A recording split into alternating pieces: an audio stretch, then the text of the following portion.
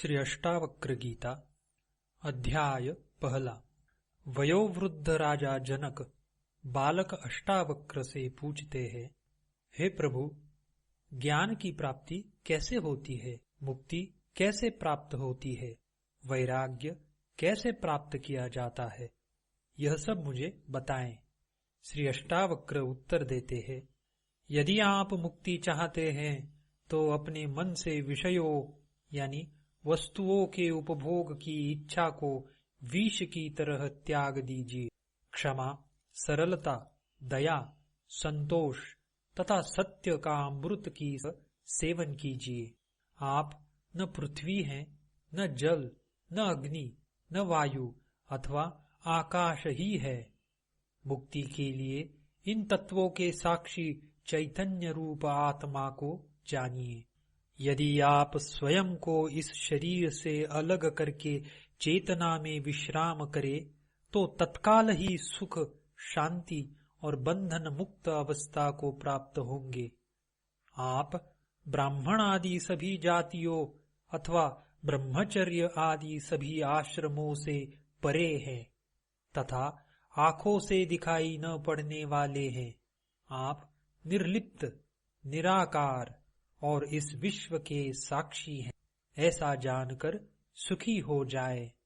धर्म, अधर्म, सुख, दुख मन से जुड़े हैं, सर्वव्यापक आपसे नहीं।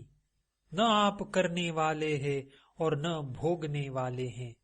आप सदा मुक्त ही हैं।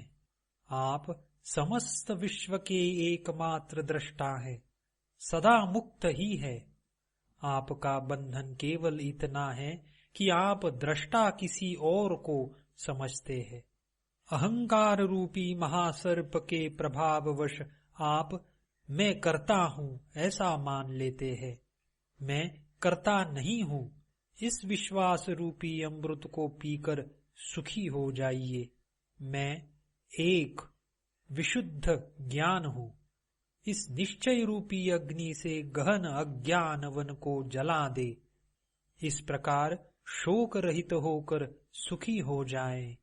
जहाँ ये विश्व रस्सी में सर्प की तरह अवास्तविक लगे, उस आनंद, परम आनंद की अनुभूति करके सुख से रहे।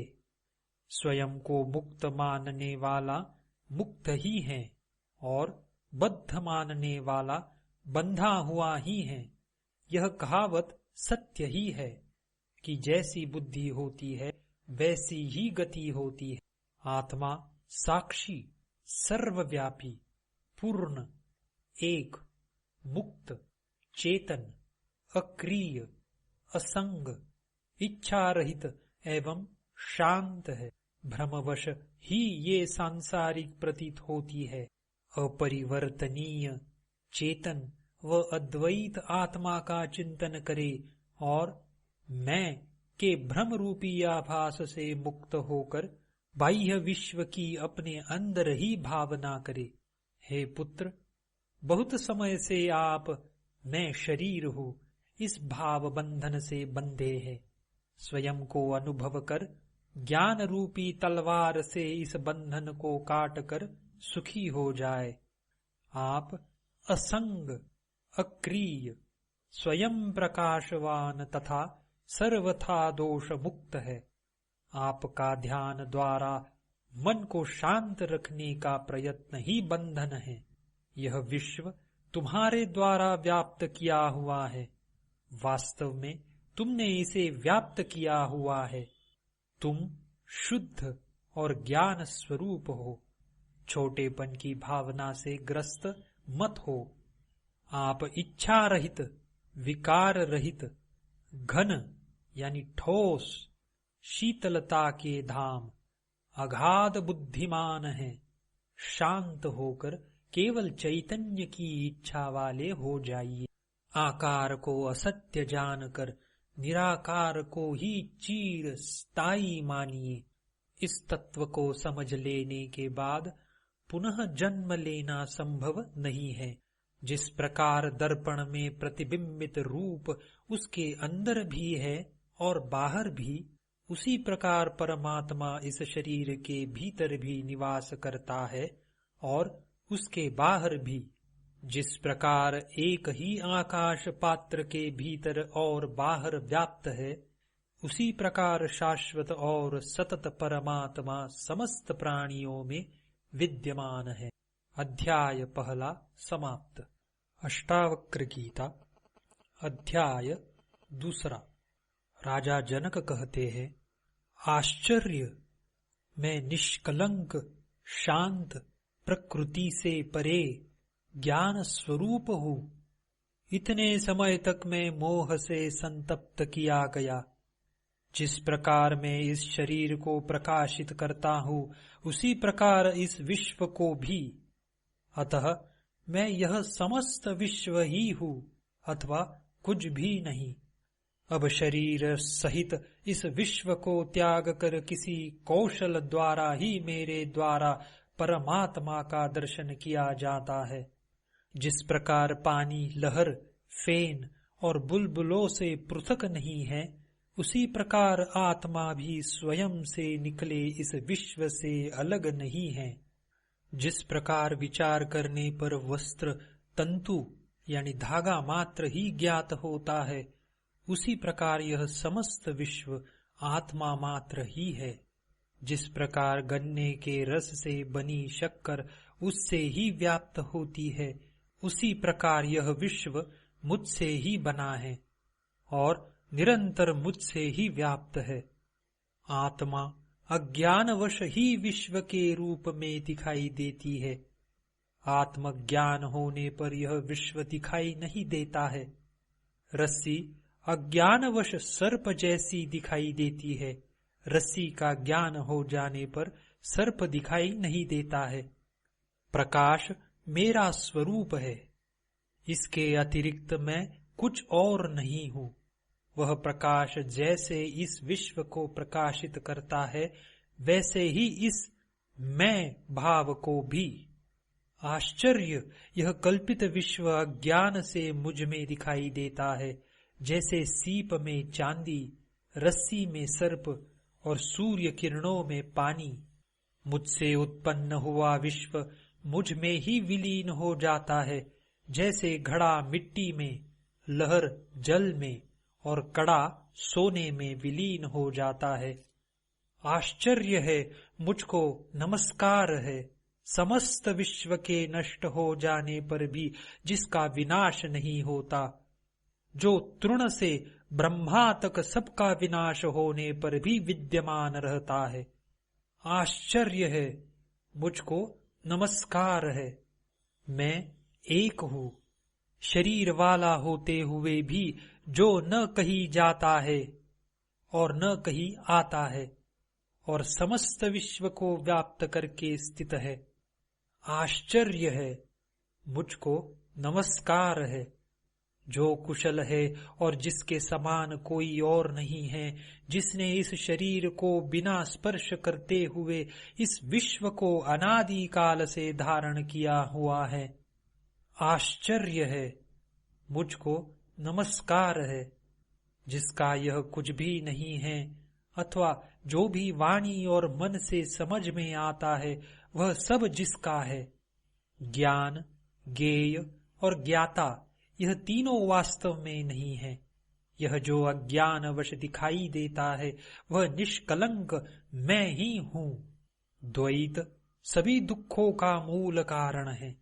इसके अतिरिक्त कोई और औषधि नहीं है कि यह सब जो दिखाई दे रहा है वह सब असत्य है। मैं एक चैतन्य और निर्मल हूँ। मैं केवल ज्ञान स्वरूप हूँ।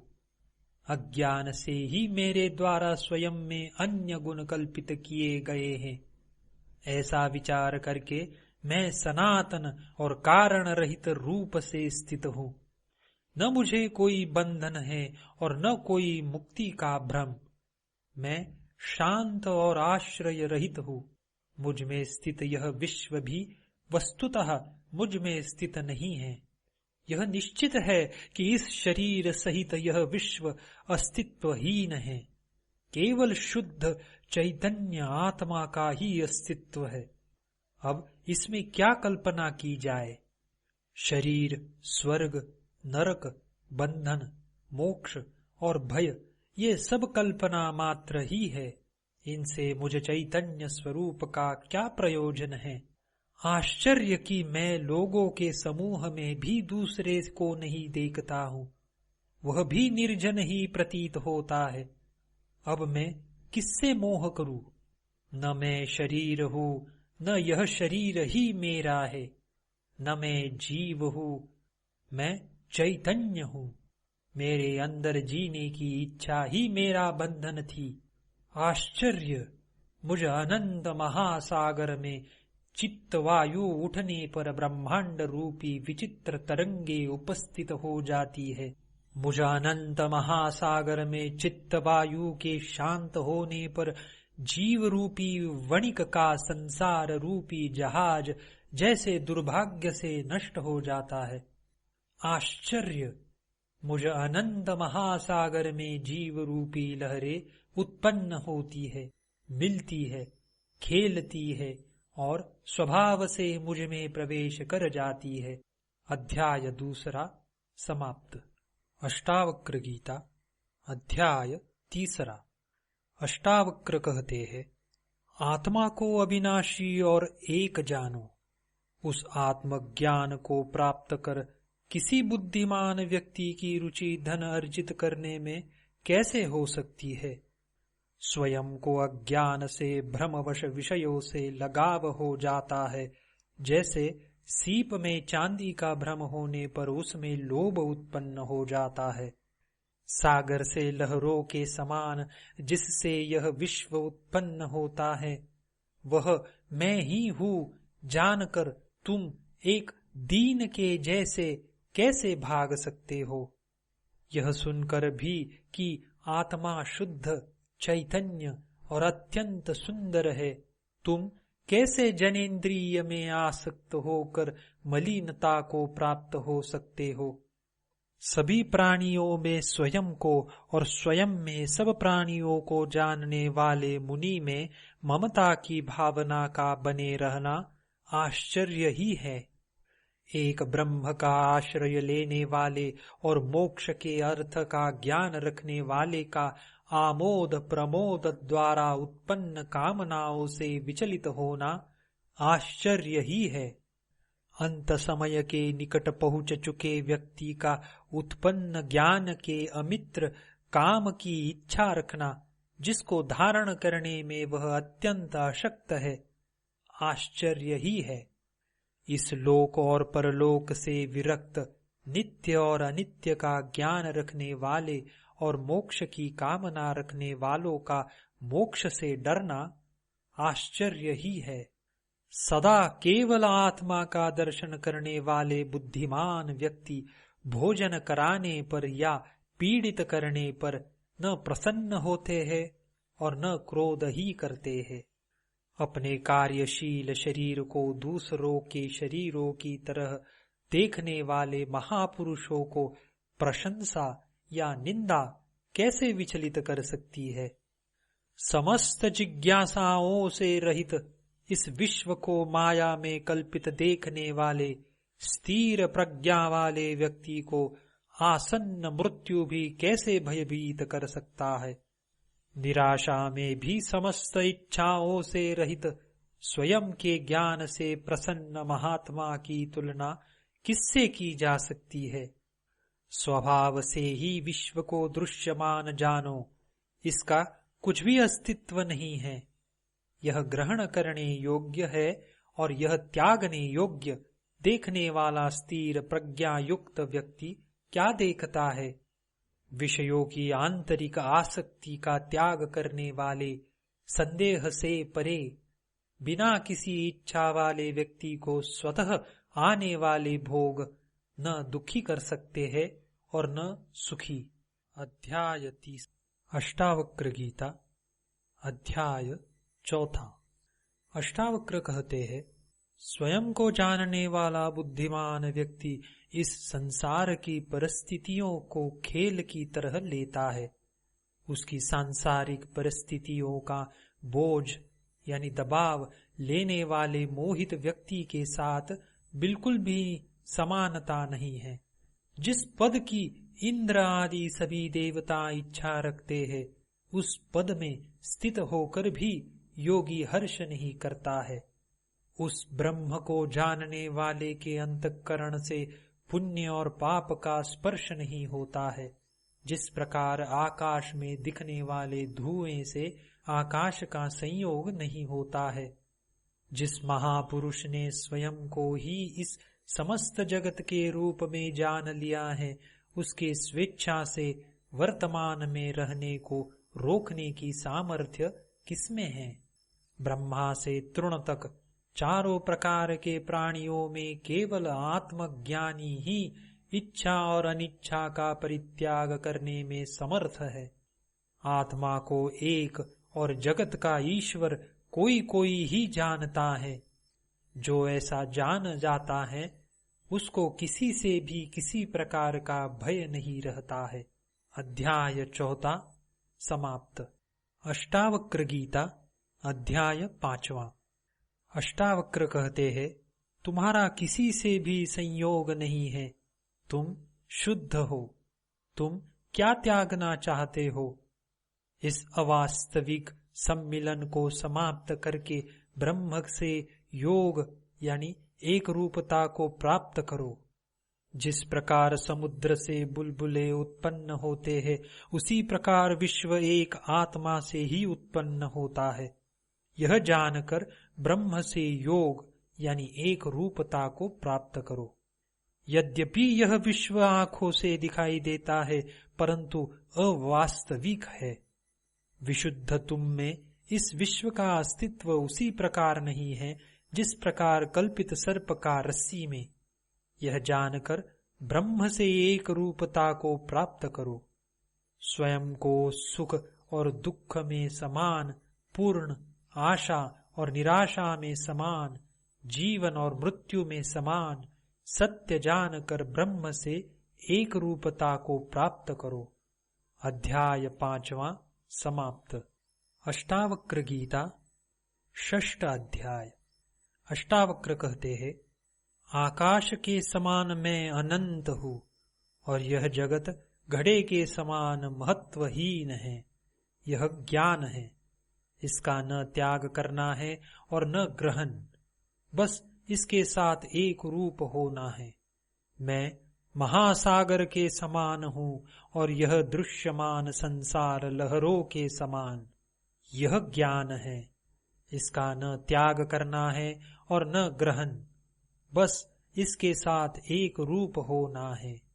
यह विश्व मुझ में वैसे ही कल्पित है जैसे कि सीप में चांदी। यह ज्ञान है, इसका न त्याग करना है और न ग्रहण, बस इसके साथ एक रूप होना है। मैं समस्त प्राणियों में हूँ जैसे सभी प्राणी मुझ में हैं। यह ज्ञान है, इसका न त्याग करना है और न ग्रहण, बस इसके साथ एक रूप होना है। अध्याय 6 समाप्त। अष्टावक्र गीता अध्याय 7।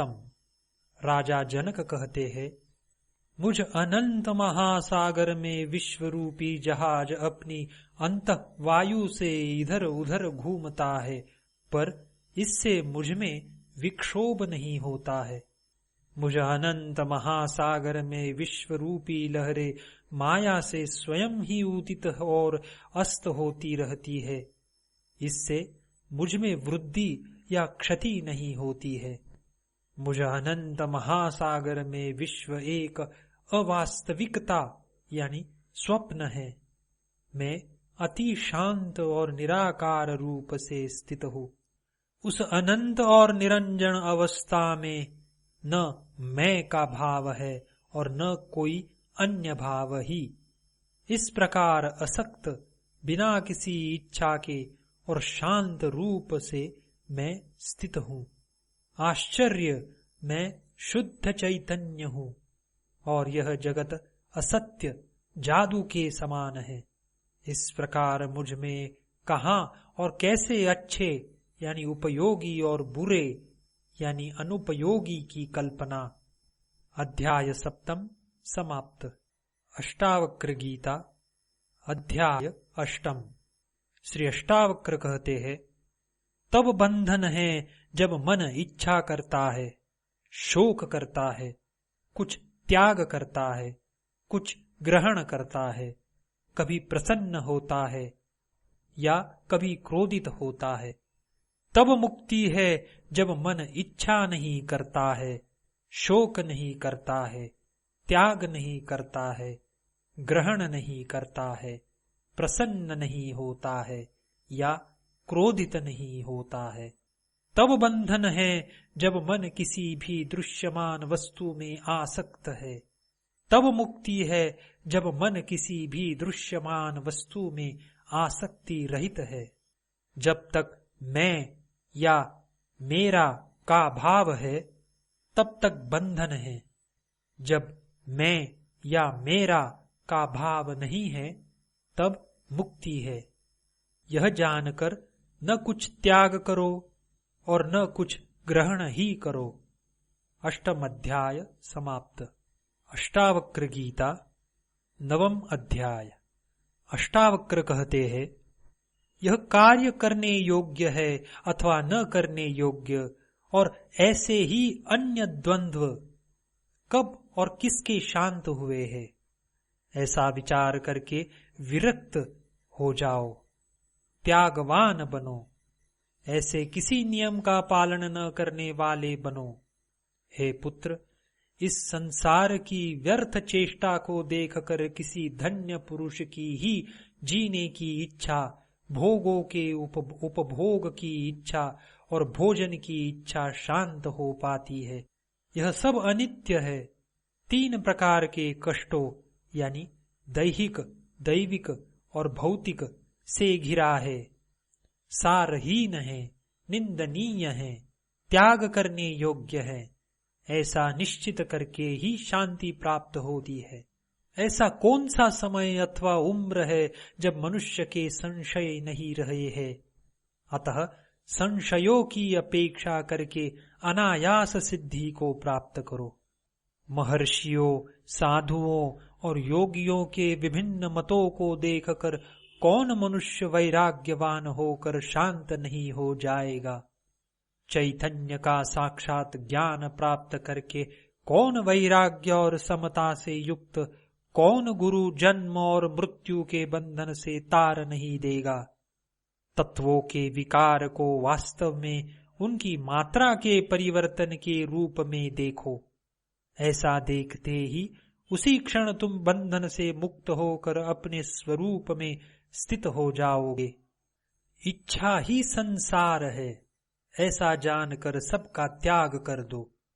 उस त्याग से इच्छाओं का त्याग हो जाएगा और तुम्हारी यथारूप अपने स्वरूप में स्थिति हो जाएगी। अध्याय नवम समाप्त। अष्टावक्र गीता दशम अध्याय। श्री अष्टावक्र कहते हैं, कामना और अनर्थों के समूह धन रूपी शत्रुओं को त्याग दो। इन दोनों के त्याग रूपी धर्म से युक्त होकर सर्वत्र विरक्त यानी उदासीन हो जाओ।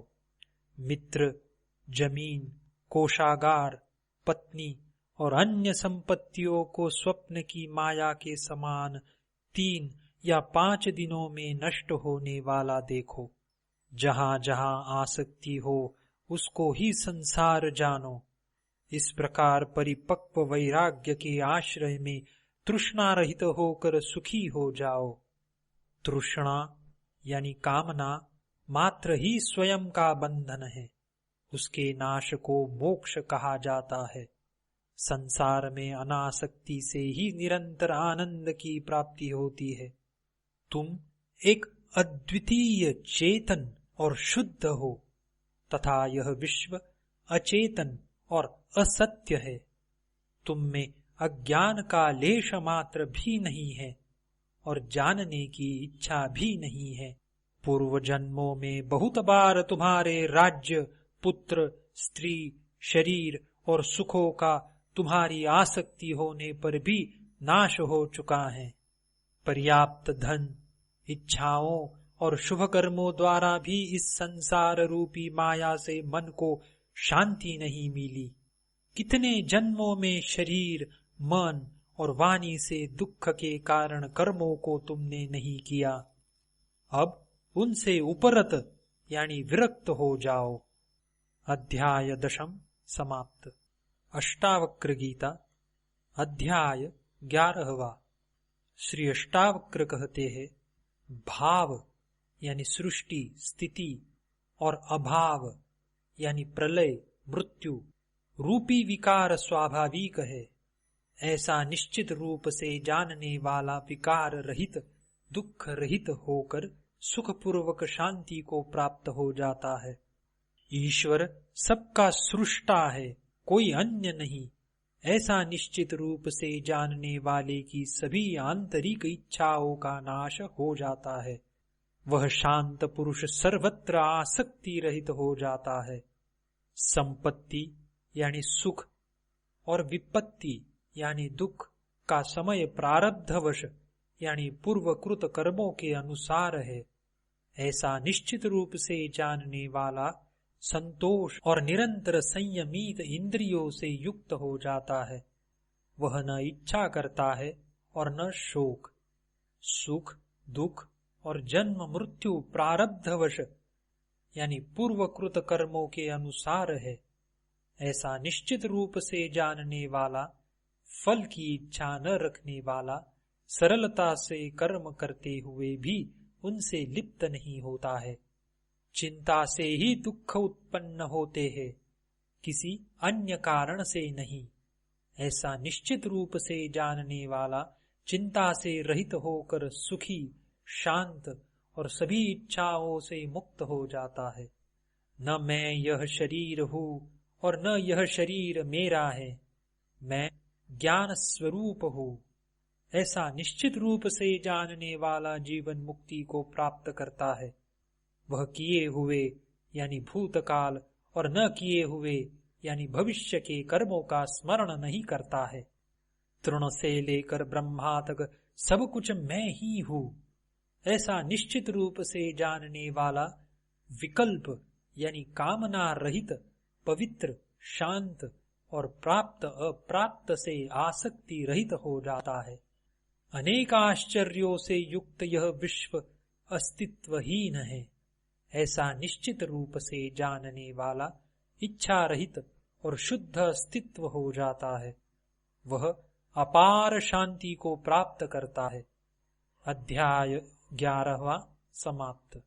अष्टावक्र गीता अध्याय 12वां। श्री जनक कहते हैं, पहले में शारीरिक कर्मों से निरपेक्ष यानी उदासीन हुआ, फिर वाणी से निरपेक्ष यानी उदासीन हुआ। अब चिंता से निरपेक्ष यानी उदासीन होकर अपने स्वरूप में स्थित हूँ।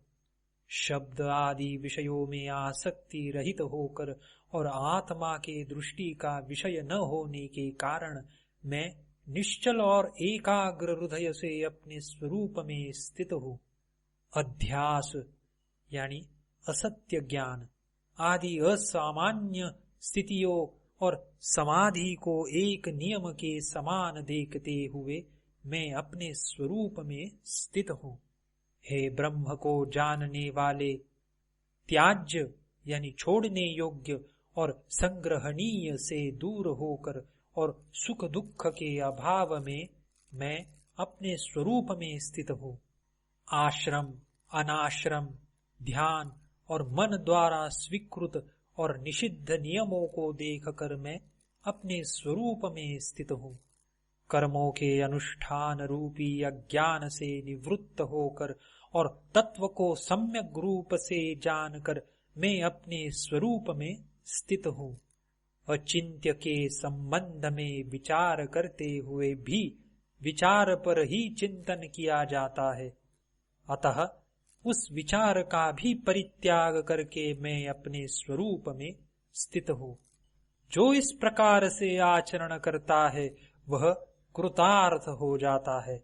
जिसका इस प्रकार का स्वभाव है वह कृतार्थ हो जाता है। अध्याय 12वां समाप्त। अष्टावक्र गीता अध्याय 13वां। श्री जनक कहते हैं, अकिंचन यानी कुछ अपना न होने की सहजता केवल कौपीन पहनने पर भी मुश्किल से प्राप्त होती है। अतः त्याग और संग्रह की प्रवृत्तियों को छोड़कर सभी स्थितियों में मैं सुखपूर्वक विद्यमान हूँ। शारीरिक दुख भी कहाँ है, वाणी के दुख भी कहाँ है, वहाँ मन भी कहाँ है। सभी प्रयत्नों को त्याग कर सभी स्थितियों में मैं सुखपूर्वक विद्यमान हूँ। किए हुए किसी भी कार्य का वस्तुतः कोई अस्तित्व नहीं, ऐसा तत्वपूर्वक विचार करके जब जो भी कर्तव्य है उसको करते हुए सभी स्थितियों में मैं सुखपूर्वक विद्यमान हूँ।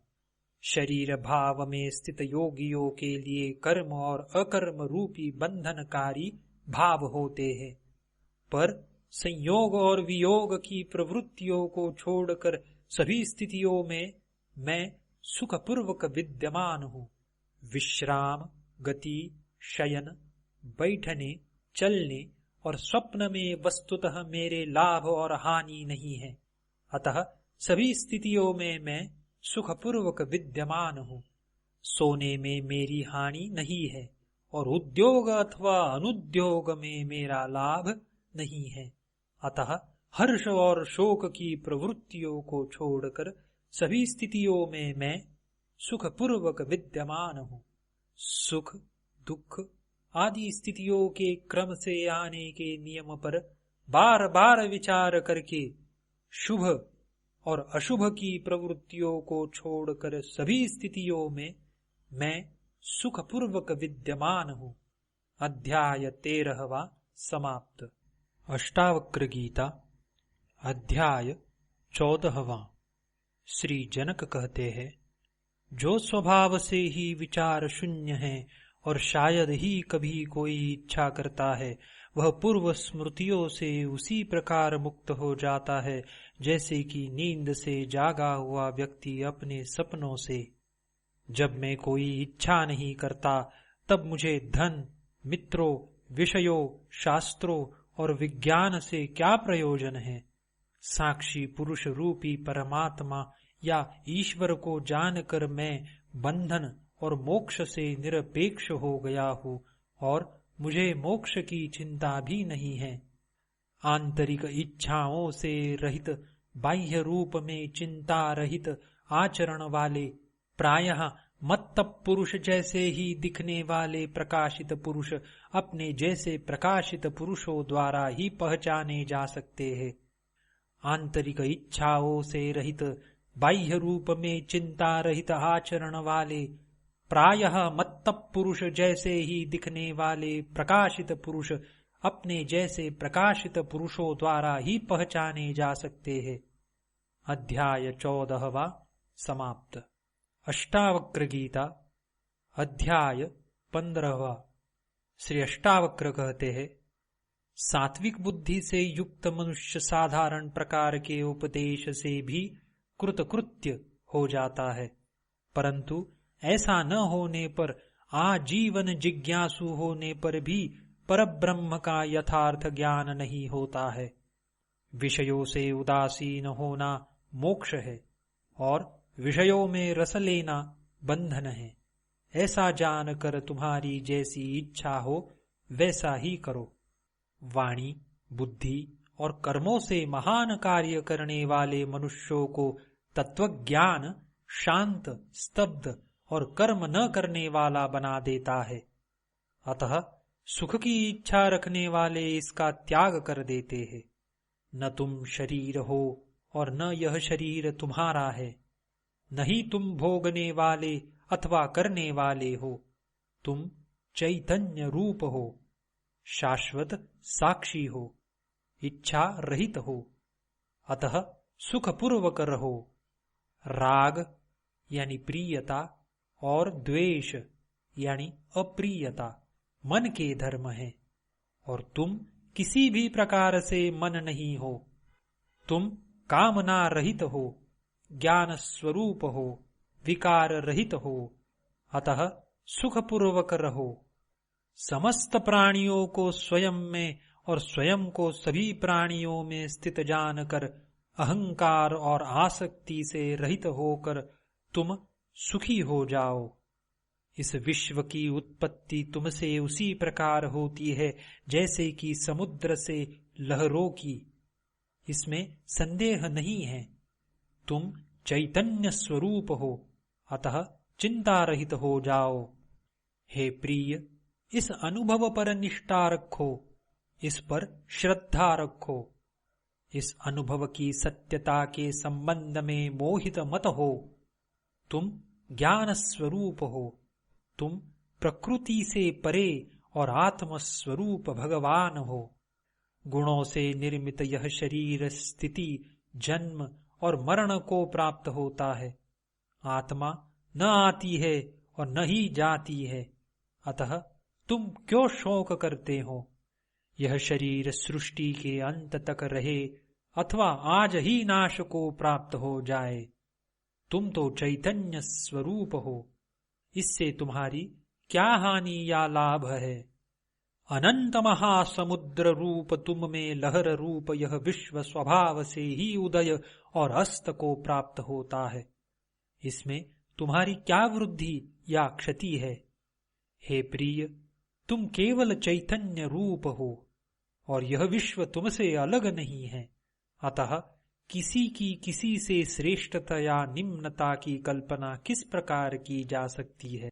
इस अव्यय शांत चैतन्य निर्मल आकाश में तुम अकेले ही हो। अतः तुम में जन्म, कर्म और अहंकार की कल्पना किस प्रकार की जा सकती है? तुम एक होते हुए भी अनेक रूप में प्रतिबिंबित होकर दिखाई देते हो। क्या स्वर्ण, कंगन, बाजूबंद और पायल से अलग दिखाई देता है? यह मैं हूं और यह मैं नहीं हूं, इस प्रकार के भेद को त्याग दो। सब कुछ आत्मस्वरूप तुम ही हो, ऐसा निश्चय करके और कोई संकल्प न करते हुए सुखी हो जाओ। अज्ञानवश तुम ही यह विश्व हो, पर ज्ञान दृष्टि से देखने पर केवल एक तुम ही हो। तुमसे अलग कोई दूसरा संसारी या असंसारी किसी भी प्रकार से नहीं है।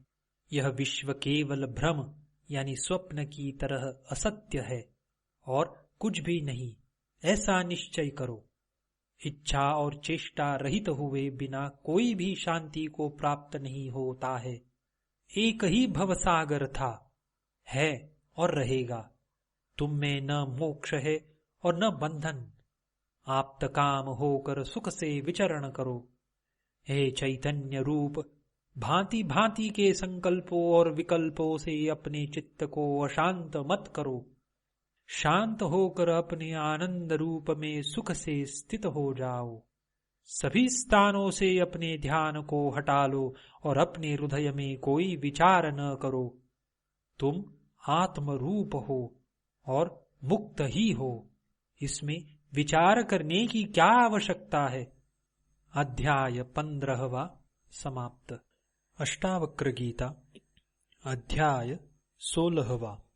श्री अष्टावक्र कहते हैं, हे प्रिय, विद्वानों से सुनकर अथवा बहुत शास्त्रों के पढ़ने से तुम्हारी आत्म स्वरूप में वैसी स्थिति नहीं होगी जैसे कि सब कुछ उचित रीति से भूल जाने से।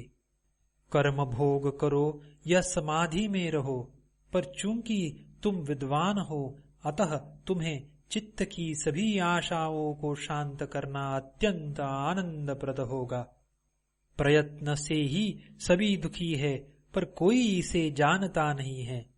इस निष्पाप उपदेश से ही भाग्यवान व्यक्ति सभी वृत्तियों से रहित हो जाते हैं।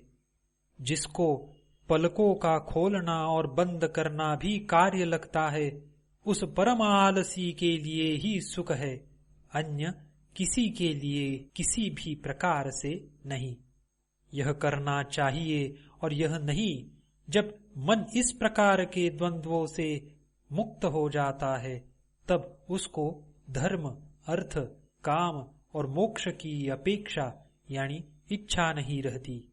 न विषयों से द्वेष करने वाला विरक्त, नहीं विषयों में आसक्त रागवान, वह तो निश्चय ही विषयों के ग्रहण और त्याग से विहीन है। जब तक विषयों के ग्रहण और त्याग की कामना रहती है, तब तक संसार रूपी वृक्ष का अंकुर विद्यमान है। अतः विचारहीन अवस्था का आश्रय लो। प्रवृत्ति से आसक्ति और निवृत्ति से द्वेष उत्पन्न होता है। अतः बुद्धिमान बालक के समान निर्द्वंद्व होकर स्थित रहो। विषय में आसक्त पुरुष दुख से बचने के लिए संसार का त्याग करना चाहता है, पर वह विरक्त ही सुखी है जो उन दुखों में भी खेद नहीं करता है। जो मोक्ष भी चाहता है और इस शरीर में आसक्ति भी रखता है, वह न ज्ञानी है और न योगी, बल्कि केवल दुख को प्राप्त करने वाला है। यदि तुम्हारे उपदेशक साक्षात शिव, विष्णु या ब्रह्मा भी हो, तो भी सब कुछ विस्मरण किए बिना तुम आत्म स्वरूप को प्राप्त नहीं होगे। अध्याय 16वां समाप्त। अष्टावक्र गीता अध्याय 17वां। श्री अष्टावक्र कहते हैं, उन्होंने ज्ञान और योग का फल प्राप्त कर लिया है, जो सदा संतुष्ट, शुद्ध इंद्रियों वाले और एकांत में रमने वाले हैं। तत्व को जानने वाला कभी भी किसी बात से इस संसार में दुखी नहीं होता है, क्योंकि उसका एक ब्रह्म से ही यह संपूर्ण विश्व पूर्णतः व्याप्त है। क्योंकि उस एक ब्रह्म से ही यह संपूर्ण विश्व पूर्णतः व्याप्त है। अपनी आत्मा में रमण करने वाला किसी विषय को प्राप्त करके हर्षित नहीं होता, जैसे कि सलाई के पत्तों से प्रेम करने वाला हाथी नीम के पत्तों को पाकर हर्ष नहीं करता है। जिसकी प्राप्त हो चुके भोगों में आसक्ति नहीं है और न प्राप्त हुए भोगों की इच्छा नहीं है, ऐसा व्यक्ति इस संसार में दुर्लभ है। इस संसार में सांसारिक भोगों की इच्छा वाले भी देखे जाते हैं और मोक्ष की इच्छा वाले भी, पर इन दोनों इच्छाओं से रहित महापुरुष का मिलना दुर्लभ है। धर्म, अर्थ, काम, मोक्ष, जीवन और मृत्यु में उपयोगिता और अनुपयोगिता की समता किसी महात्मा में ही होती है। न विश्व के लीन होने की इच्छा और न ही इसकी स्थिति से द्वेष।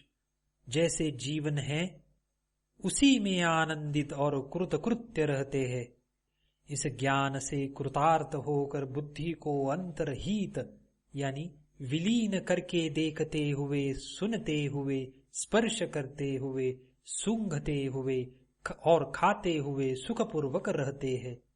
दृष्टि को शून्य और अस्थिर इंद्रियों की चेष्टा को नष्ट करके इस अशक्त संसार रूपी सागर से न तो आसक्ति रखते हैं और न ही विरक्ति। न जगता ही है और न सोता ही है, न ही आंखें खोलता या बंद करता है।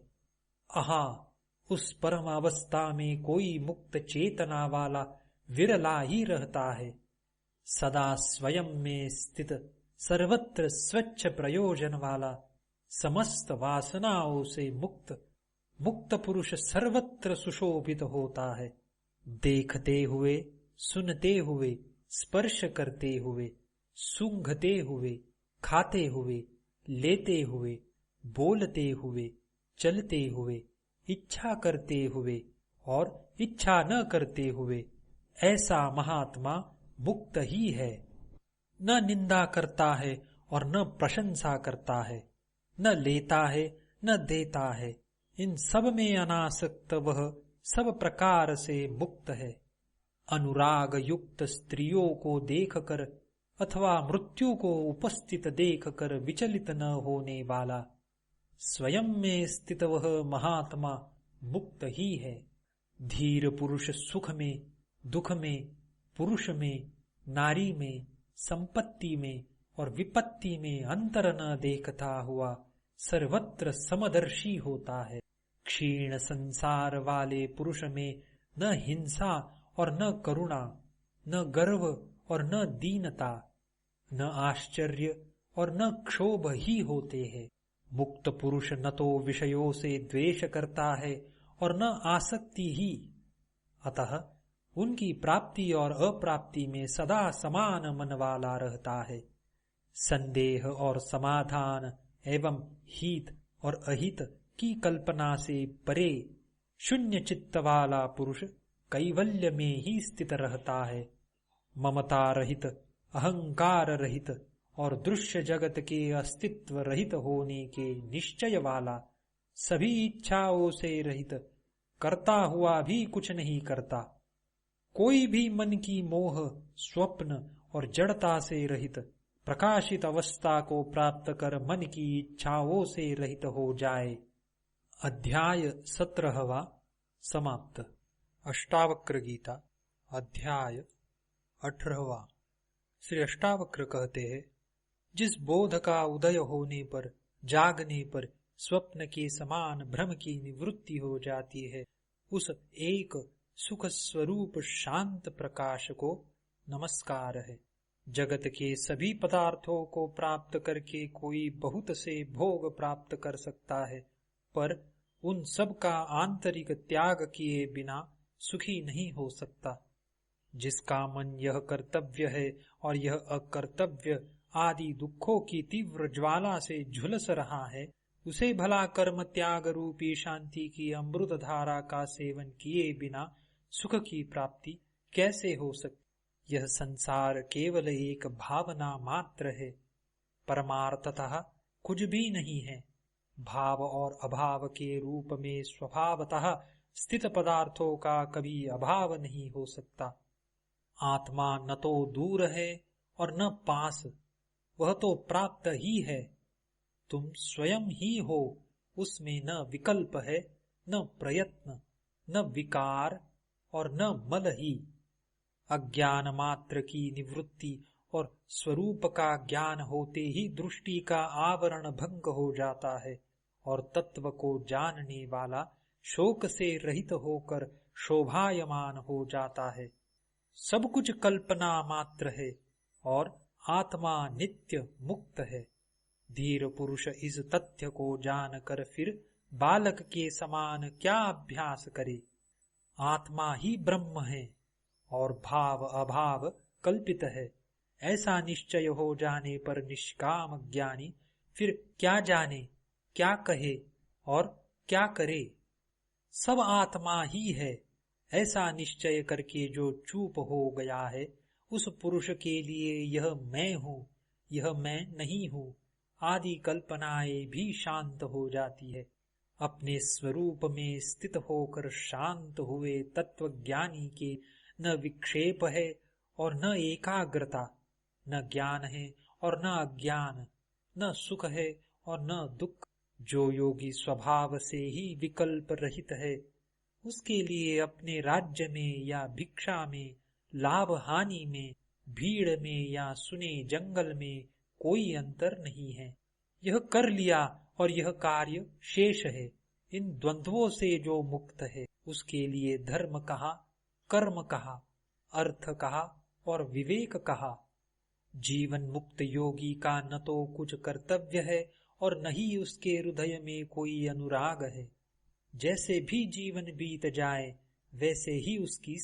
जो महात्मा सभी संकल्पों की सीमा पर विश्राम कर रहा है, उसके लिए मोह कहा, संसार कहा, ध्यान कहा और मुक्ति भी कहा।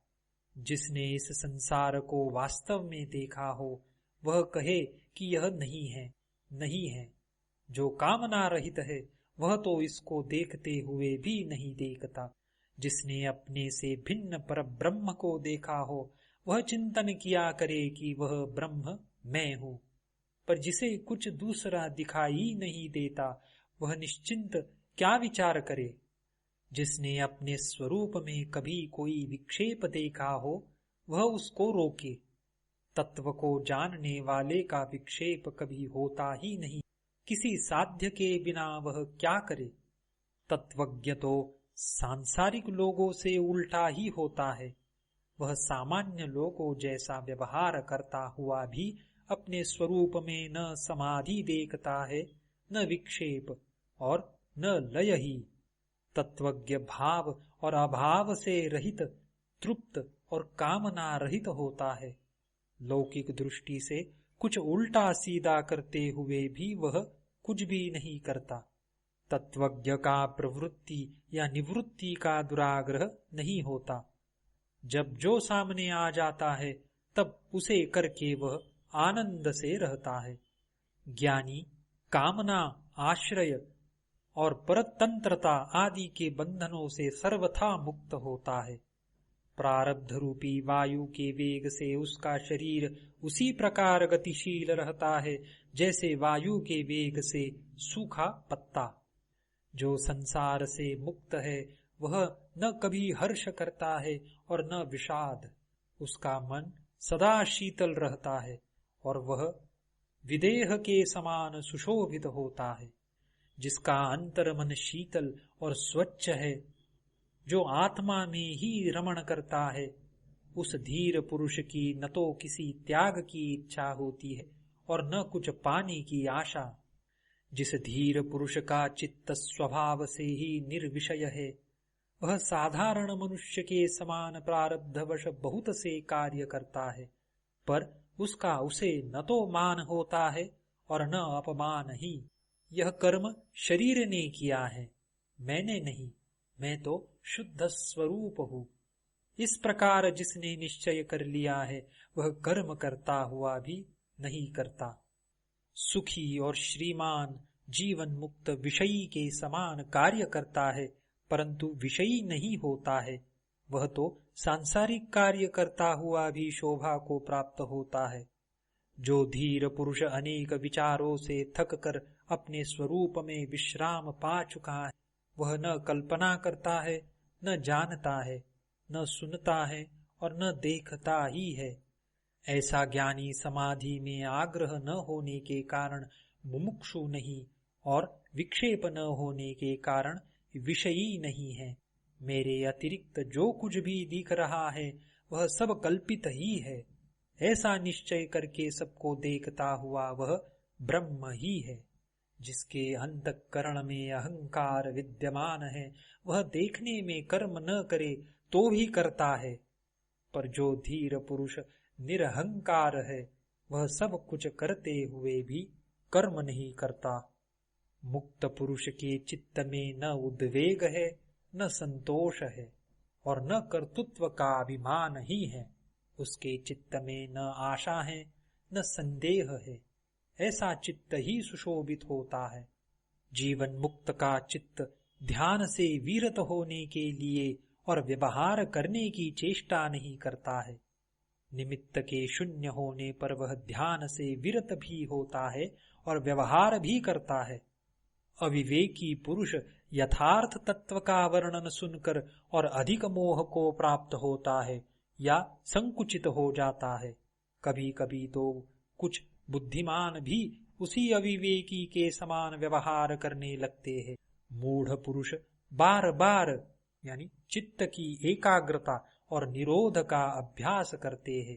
धीर पुरुष सुषुप्त के समान अपने स्वरूप में स्थित रहते हुए कुछ भी कर्तव्य रूप से नहीं करते। मूढ़ पुरुष प्रयत्न से या प्रयत्न के त्याग से शांति प्राप्त नहीं करता, पर प्रज्ञावान पुरुष तत्व के निश्चय मात्र से शांति प्राप्त कर लेता है। आत्मा के संबंध में जो लोग अभ्यास में लग रहे हैं वे अपने शुद्ध, बुद्ध, प्रिय, पूर्ण, निष्प्रपंच और निरामय ब्रह्म स्वरूप को नहीं जानते। अज्ञानी मनुष्य कर्म रूपी अभ्यास से मुक्ति नहीं पा सकता और ज्ञानी कर्म रहित होने पर भी केवल ज्ञान से मुक्ति प्राप्त कर लेता है। अज्ञानी को ब्रह्म का साक्षात्कार नहीं हो सकता क्योंकि वह ब्रह्म होना चाहता है। ज्ञानी पुरुष इच्छा न करने पर भी परब्रह्म बोध स्वरूप में रहता है। अज्ञानी निराधार आग्रहों में पड़कर संसार का पोषण करते रहते हैं। ज्ञानियों ने सभी अनर्थों की जड़ इस संसार की सत्ता का ही पूर्ण नाश कर दिया है। अज्ञानी शांति नहीं प्राप्त कर सकता, क्योंकि वह शांत होने की इच्छा से ग्रस्त है। ज्ञानी पुरुष तत्व का दृढ़ निश्चय करके सदैव शांत चित्त ही रहता है। अज्ञानी को आत्म साक्षात्कार कैसे हो सकता है, जब वह दृश्य पदार्थों के आश्रय को स्वीकार करता है। ज्ञानी पुरुष तो वे हैं जो दृश्य पदार्थों को न देखते हुए अपने अविनाशी स्वरूप को ही देखते हैं। जो आग्रह करता है उस मूर्ख का चित्त निरुद्ध कहाँ है। आत्मा में रमण करने वाले धीर पुरुष का चित्त सदैव स्वाभाविक रूप से निरुद्ध ही रहता है। कोई पदार्थ की सत्ता की भावना करता है और कोई पदार्थों की असत्ता की। ज्ञानी तो भाव अभाव दोनों की ही भावना को छोड़कर निश्चिंत रहता है। बुद्धिहीन पुरुष अज्ञानवश अपने शुद्ध अद्वितीय स्वरूप का ज्ञान तो प्राप्त करते नहीं, पर केवल भावना करते हैं। उन्हें जीवन पर्यंत शांति नहीं मिलती। मुमुक्षु पुरुष की बुद्धि कुछ आश्रय ग्रहण किए बिना नहीं रहती।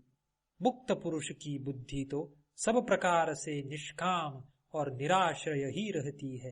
अज्ञानी पुरुष विषय रूपी मतवाले हाथियों को देखकर भयभीत हो जाते हैं और शरण के लिए तुरंत निरोध और एकाग्रता की सिद्धि के लिए झटपट चित्त की गुफा में घुस जाते हैं। कामना रहित ज्ञानी सिंह है, उसे देखते ही विषय रूपी मतवाले हाथी चुपचाप भाग जाते हैं। उनकी एक नहीं चलती, उल्टे वे तरह तरह से खुशामद करके सेवा करते हैं। शंका रहित ज्ञानी पुरुष मुक्ति के साधनों का अभ्यास नहीं करता। वह तो देखते, सुनते, छूते, सूंघते, भोगते हुए भी आनंद में मग्न रहता है। शुद्ध बुद्धि पुरुष वस्तु तत्व के केवल सुनने मात्र से आकुलता रहित हो जाता है। फिर आचार अनाचार या उदासीनता पर उसकी दृष्टि नहीं जाती। स्वभाव में स्थित ज्ञानी शुभ हो या अशुभ, जो जब करने के लिए सामने आ जाता है तब वह उसे बालक की चेष्टा के समान सरलता से कर डालता है। स्वतंत्रता से ही सुख की प्राप्ति होती है। स्वतंत्रता से ही परम तत्व की उपलब्धि होती है। स्वतंत्रता से ही परम शांति की प्राप्ति हो। स्वतंत्रता से ही परम पद मिलता है। जब साधक अपने आप को अकर्ता और अभोक्ता निश्चय कर लेता है, तब उसके चित्त की सभी वृत्तियां क्षीण हो जाती हैं। धीर पुरुष की स्वाभाविक स्थिति विक्षोभ युक्त होने पर भी श्रेष्ठ है, पर जिसके चित्त में अनेक इच्छाएं भरी हैं, उस अज्ञानी पुरुष पर बनावटी शांति शोभा नहीं पाती। धीर पुरुष बड़े भोगों में आनंद करते हैं और पर्वतों की गहन गुफाओं में भी निवास करते हैं, पर वे कल्पना, बंधन और बुद्धि की वृत्तियों से मुक्त होते हैं। धीर पुरुष शास्त्रज्ञ, ब्राह्मण, देवता, तीर्थ, स्त्री, राजा और प्रिय को देखकर उनका स्वागत करता है, पर उसके हृदय में कोई कामना नहीं। सेवक, पुत्र, स्त्री, नाती और सगोत्र द्वारा हंसे हुए जाने पर भी, धिक्कारने पर भी योगी के चित्त में थोड़ा सा विकार भी उत्पन्न नहीं। लौकिक दृष्टि से प्रसन्न दिखने पर वह प्रसन्न नहीं होता और दुखी दिखने पर दुखी नहीं होता। उसकी उस आश्चर्यमय दशा को उसके समान लोग ही जान सकते हैं। कर्तव्य बुद्धि का नाम ही संसार है। विद्वान लोग उस कर्तव्यता को नहीं देखते, क्योंकि उनकी बुद्धि शून्याकार, निराकार, निर्विकार और निरामय होती है। अज्ञानी पुरुष कुछ न करते हुए भी क्षोभवश सदा व्यग्र ही रहता है। योगी पुरुष बहुत से कार्य करता हुआ भी शांत रहता है। शांत बुद्धि वाला पुरुष सुख से बैठता है, सुख से सोता है, सुख से आता जाता है, सुख से बोलता है और सुख से ही खाता है। जो बड़े सरोवर के समान शांत है और लौकिक आचरण करते हुए जिसको अन्य लोगों के समान दुख नहीं होता, वह दुख रहित ज्ञानी शोभित होता। मूढ़ में निवृत्ति से भी प्रवृत्ति उत्पन्न हो जाती है और धीर पुरुष की प्रवृत्ति भी निवृत्ति के समान फलदायिनी है। अज्ञानी पुरुष प्रायः गृह आदि पदार्थों से वैराग्य करता दिखाई देता है, पर जिसका देह अभिमान नष्ट हो चुका है उसके लिए कहाँ राग और कहाँ विराग। अज्ञानी की दृष्टि सदा भाव या अभाव में लगी रहती है, पर धीर पुरुष तो दृश्य को देखते रहने पर भी आत्मस्वरूप को देखने के कारण कुछ नहीं देखता।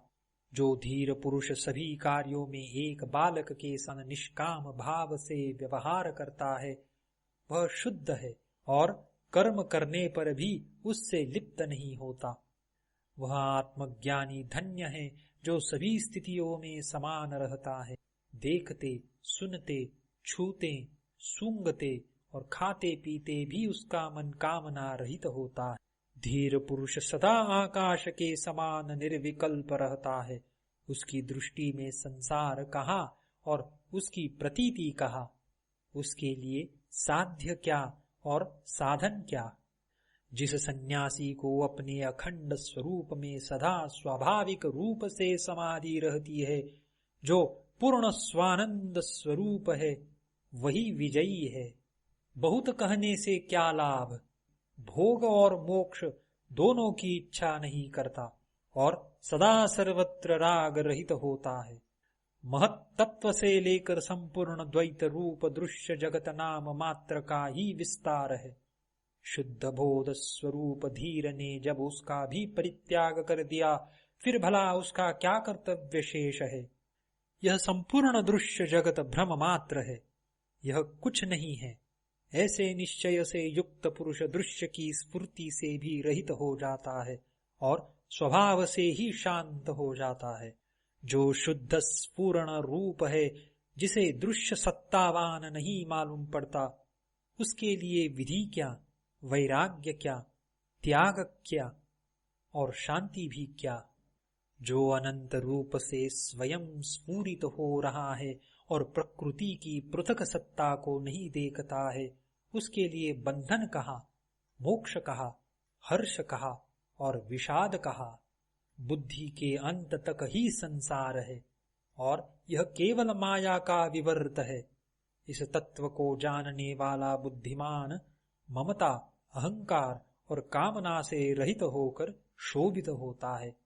जो मुनि संताप से रहित अपने अविनाशी स्वरूप को जानता है, उसके लिए विद्या कहा और विश्व कहा, अथवा देह कहा और मैं मेरा कहा।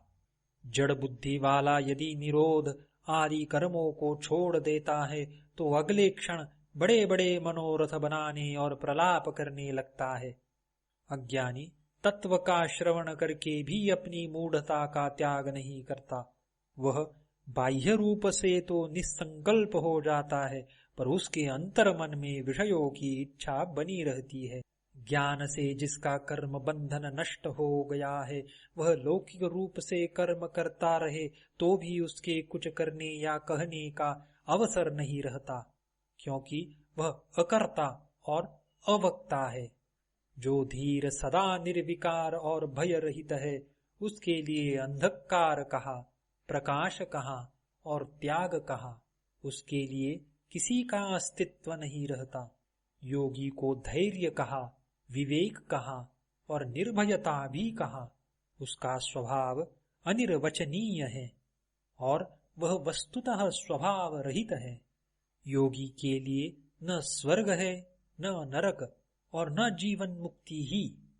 इस संबंध में अधिक कहने से क्या लाभ है। योगी की दृष्टि कुछ भी नहीं है। धीर का चित्त ऐसे शीतल रहता है जैसे वह अमृत से परिपूर्ण। वह न लाभ की आशा करता है और न हानि का शोक। धीर पुरुष न संत की स्तुति करता है और न दुष्ट की निंदा। वह सुख दुख में समान स्वयं में तृप्त रहता है। वह अपने लिए कोई भी कर्तव्य नहीं दे। धीर पुरुष न संसार से द्वेष करता है और न आत्मदर्शन की इच्छा। वह हर्ष और शोक से रहित है। लौकिक दृष्टि से वह न तो मृत है और न जीवित। जो धीर पुरुष पुत्र स्त्री आदि के प्रति आसक्ति से रहित होता है, विषय की उपलब्धि में उसकी प्रवृत्ति नहीं होती, अपने शरीर के लिए भी निश्चिंत रहता है, सभी आशाओं से रहित होता है, वह सुशोभित होता है। जहाँ सूर्यास्त हुआ वहां सो लिया, जहाँ इच्छा हुई वहां रह लिया, जो सामने आया उसी के अनुसार व्यवहार कर लिया। इस प्रकार धीर सर्वत्र संतुष्ट रहता है। जो अपने आत्म स्वरूप में विश्राम करते हुए सभी प्रपंचों का नाश कर चुका है, उस महात्मा को शरीर रहे अथवा नष्ट हो जाए ऐसी चिंता भी नहीं। ज्ञानी पुरुष संग्रह रहित, स्वच्छंद, निर्द्वंद्व और संशय रहित होता है। वह किसी भाव में आसक्त नहीं हो, वह तो केवल आनंद से विहार करता है। धीर पुरुष की हृदय ग्रंथि खुल जाती है, रज और तम नष्ट हो जाते हैं। वह मिट्टी के ढेले, पत्थर और सोने को समान दृष्टि से देखता है। ममता रहित वह सुशोभित होता है। जो इस दृश्य प्रपंच पर ध्यान नहीं देता, आत्म तृप्त है, जिसके हृदय में जरा सी भी कामना नहीं होती, ऐसे मुक्तात्मा की तुलना किसके साथ की जा सकती है? कामना रहित धीर के अतिरिक्त ऐसा और कौन है जो जानते हुए भी न जाने, देखते हुए भी न देखे और बोलते हुए भी न बोले? राजा हो या रंक, जो कामना रहित है वह ही सुशोभित होता है। जिसकी दृश्य वस्तुओं में शुभ और अशुभ बुद्धि समाप्त हो गई है, वह निष्काम है।